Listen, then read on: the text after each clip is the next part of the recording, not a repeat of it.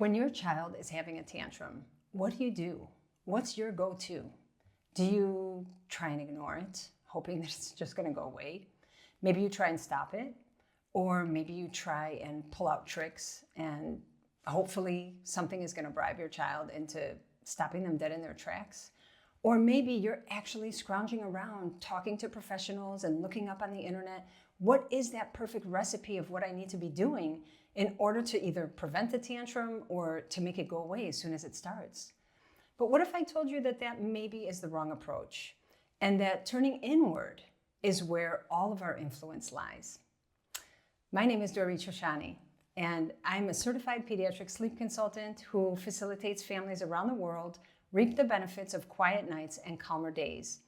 And in quiet nights, we learn to focus inward, as opposed to looking outward at our child and trying to find the tactics and the ways to make things happen, which generally backfire.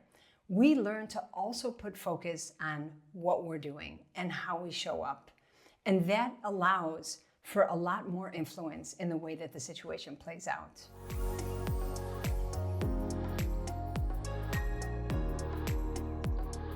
In quiet nights, we want to look at two different aspects of our parenting. We want to look at what we're doing, of course, but we also want to look at who we are in the moment, or who we are when we are doing what we're doing. So if we think about a tantrum, what is a tantrum?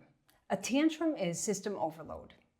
And when we get pushed to the edge, that throws us into a tantrum. When we have too much stimulation, or if it's too late, or if we went too long without a meal, or if there's been too many people around and it's just way too chaotic, our nervous system falls into overload.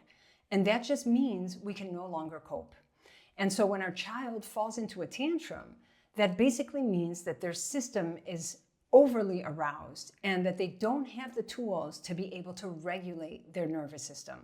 So in quiet nights, of course, we're going to think about what are we doing when our child is having a tantrum? And what's the right thing to do when they're having a tantrum in order to best support them? But we definitely want to put more focus on how we show up. Because when we recognize that our child is in system overload, meaning their nervous system can't cope, and if we understand that a dynamic between parent and child is just that, it's a dance. And it's a dance between two nervous systems, not just two people.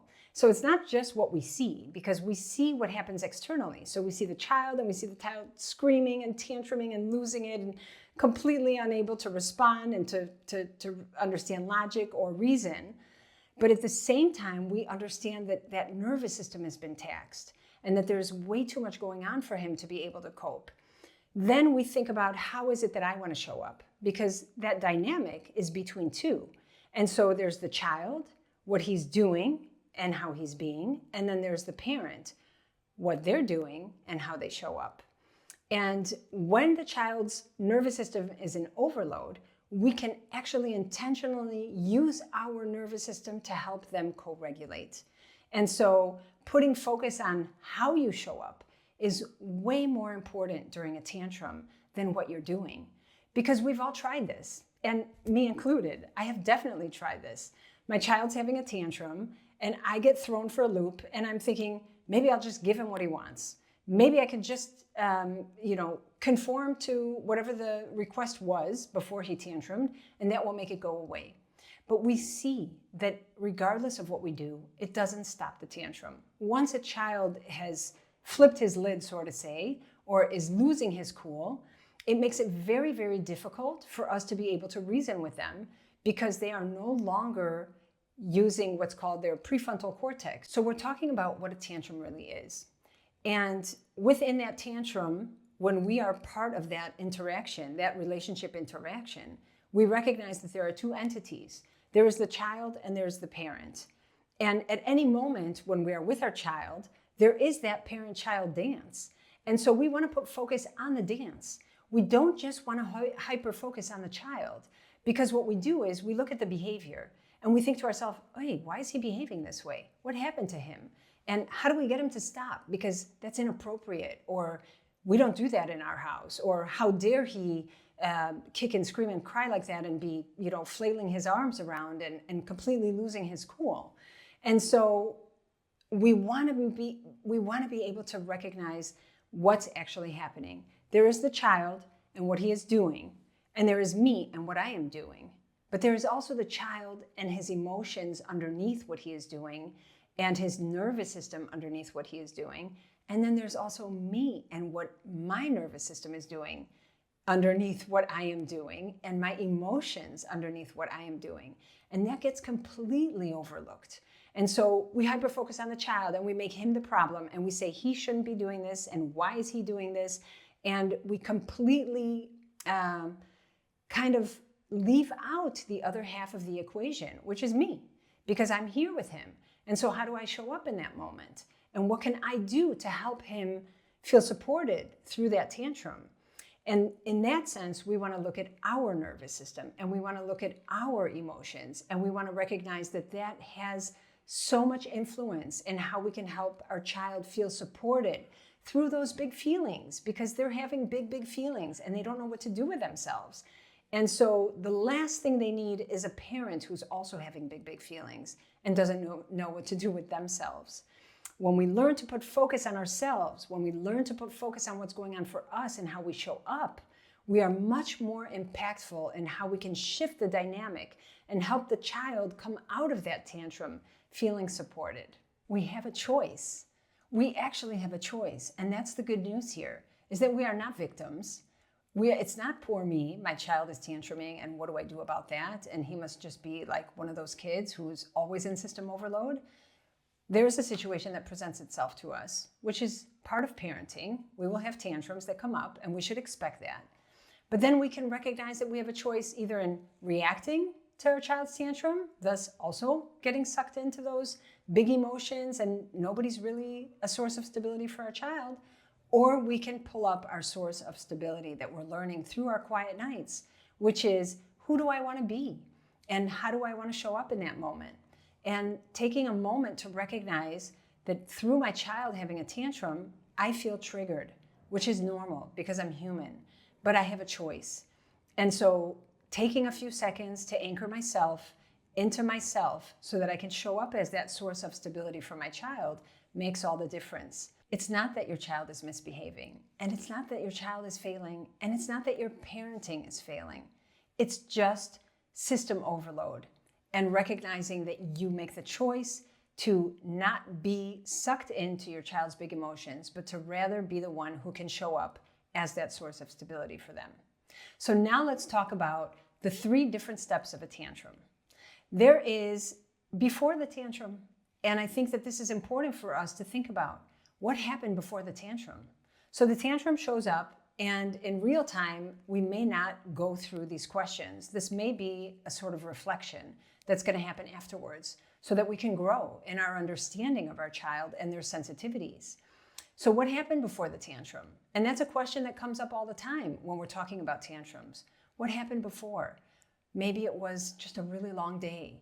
Maybe we weren't home all day and it was just a lot of being outside. Maybe there were too many people and it was just way too overwhelming for our child. Maybe we kind of skipped lunch because we were on the go, and so I just kind of gave my child snacks and that was all that they had that day. And there was no proper nutrition, which really calms down the nervous system. Or maybe the naps were off or were not existent. You can do some detective work around what happened before, because when you can think about your child's sensitivities around their 5 senses, you can start to recognize where your child has a hard time. And it's going to be different for every child. So some children can really keep it together and they can be fine, even on snacks and maybe with a little sleep. And another child can really be thrown by that.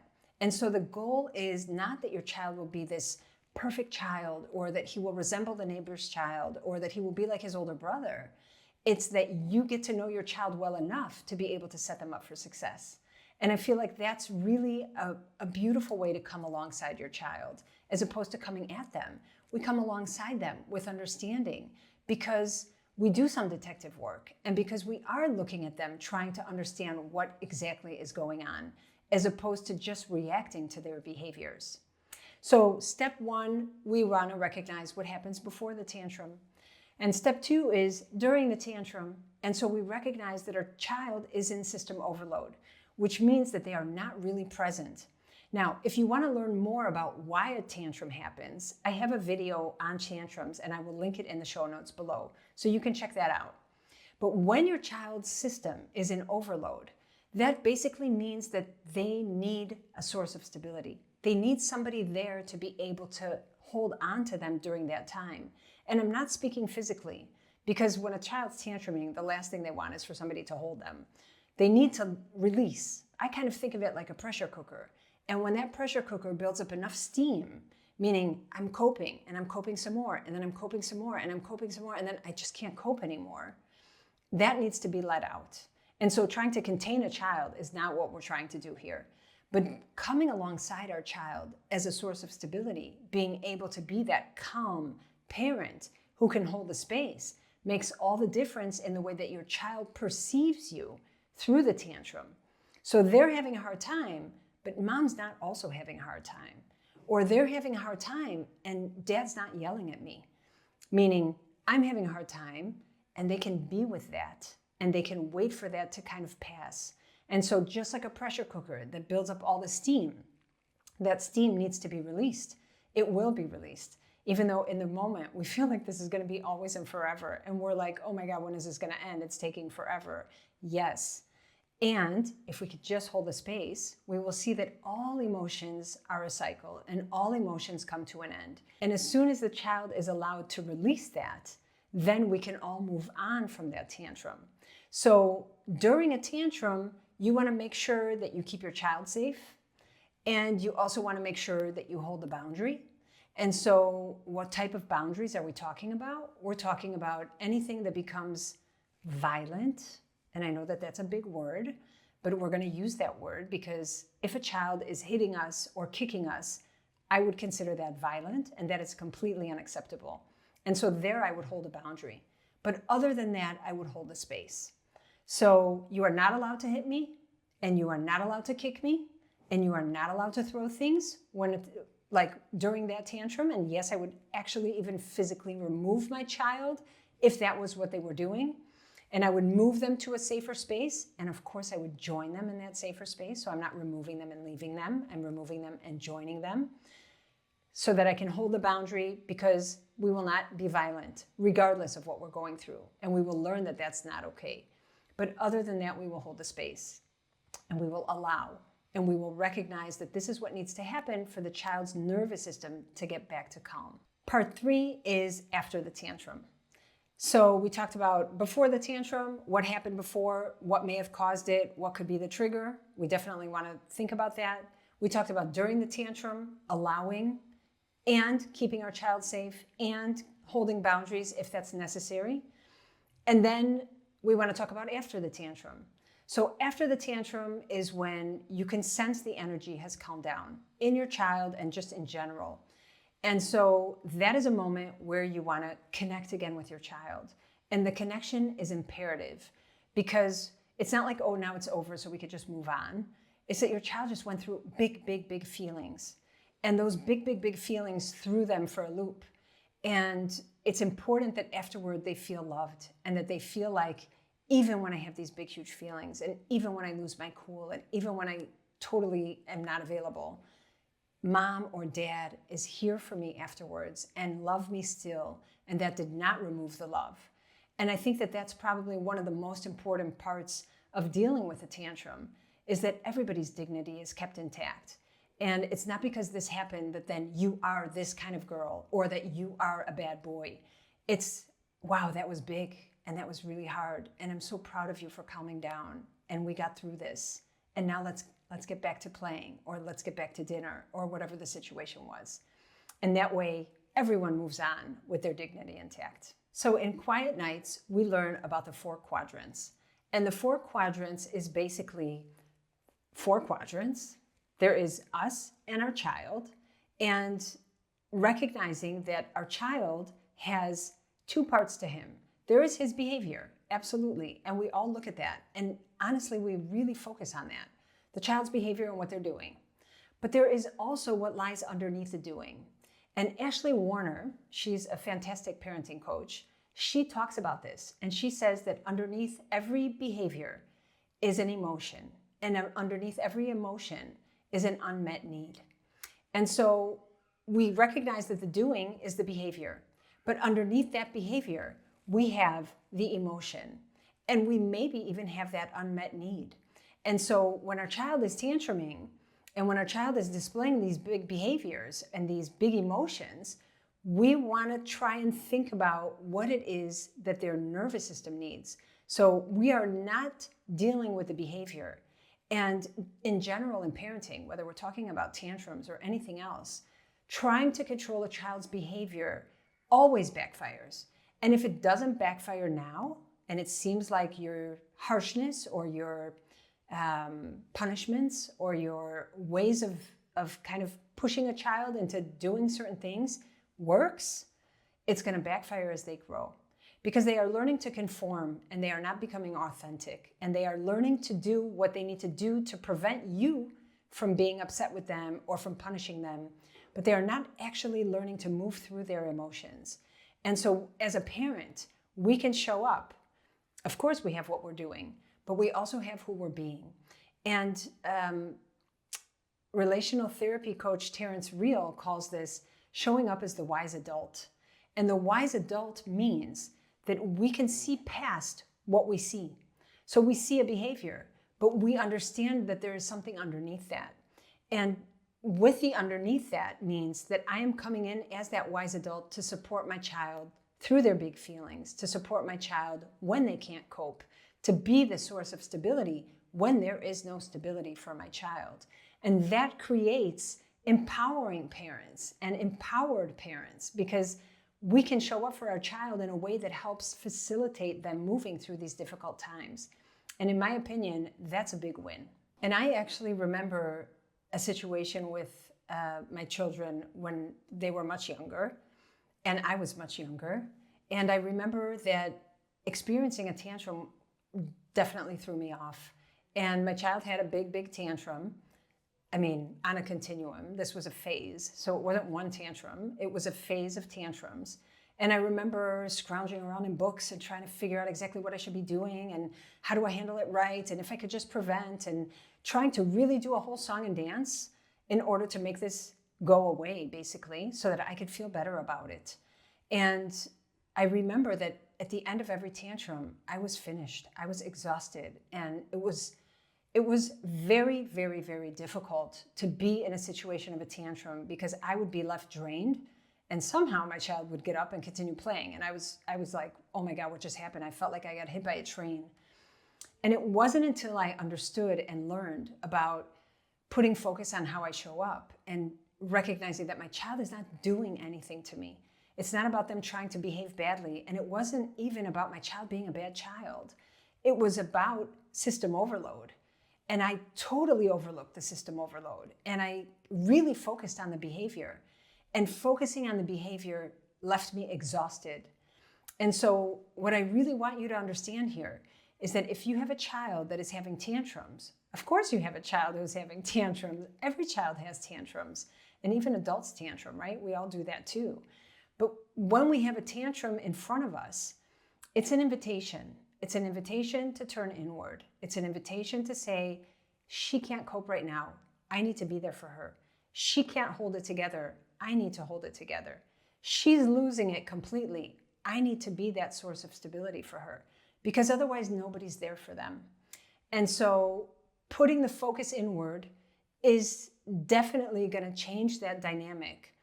And when I started recognizing that that's what needed to happen, and I was able to start putting my focus inward, I remember feeling like, it's not like the tantrum disappeared. They didn't disappear. And it wasn't like all of a sudden there were less tantrums or, shorter tantrums. There still were tantrums. We're still parents, and kids are still kids. But I remember feeling like when the tantrum was over, I was no longer exhausted. I no longer felt like someone had sucked all the energy out of me. It all of a sudden became doable. And I felt like, oh, it's not going to be that bad if there's a tantrum again. Like, I can walk out of this situation and still feel like I'm okay. And of course, my child also feels supported and feels like they're okay. So turning inward enables you to not have all of your energy sucked out of you. It enables your child to feel supported, and it just makes for a much smoother dynamic moving forward. Okay, one last thing that I want to bring up here is, what is the underlying message that your child is receiving from you in real time? So when something's going on, and probably I'm putting more focus here on when something's coming up for you that's very challenging. So let's say when you are triggered, what comes out of you? Because that is what your child is picking up on, right? So your child learns how to be when things are great and everything's wonderful and you're your best happy self, of course. But your child also learns from you when you are triggered and when you are having a hard time and when you are exhausted. And what are they learning in those moments? So being able to develop a little bit of self-awareness and put focus on yourself is going to go a long way. Because then when your child has a response that, I remember at a certain point, my son said to me, I asked him something and he said to me, "Sure, Mom, sure." And I said, how come he's saying sure? Like, he was a Hebrew speaker. And so all of a sudden him saying sure, I recognized, okay, he's copying me, he's mimicking me. And our children mimic us, and they mimic us when we're great and we say sure, but they also mimic us when we're angry and frustrated and snapping and totally oblivious to how we show up. So I'm inviting you to pay attention, one, to how you show up, but also to what the underlying message is in what you're doing. So if your child is having a tantrum and you are snapping at them, the underlying message is, I cannot cope. And when I cannot cope, I will snap. And so your child is learning that when he cannot cope, he should snap. You see how that goes? It's a bit sneaky, actually, because we only tend to think about this when things go well. We're like, well, when things are well, I mean, I'm so great with my child, and I'm so patient, and I can really speak nicely to them. But what happens when you're tired? Or what happens when they do something that is not acceptable in your home? Then how do you react? And then he's watching you, and then he's getting that underlying message. So pay attention. And it's just an invitation. It's not about self-sabotage. It's not about, oh gosh, I'm doing the bad thing now and I'm a bad parent. And that's not what we're talking about, because our kids are raising us just like we are raising them. No child was born with a manual. No parent knows how to be a wonderful parent and a skillful parent right off the bat. This is something that we learn through trial and error. And it's something that we learn when we get pushed into the corner, because only when we feel that resistance do we look for different answers. So when your child is tantruming, it's an invitation.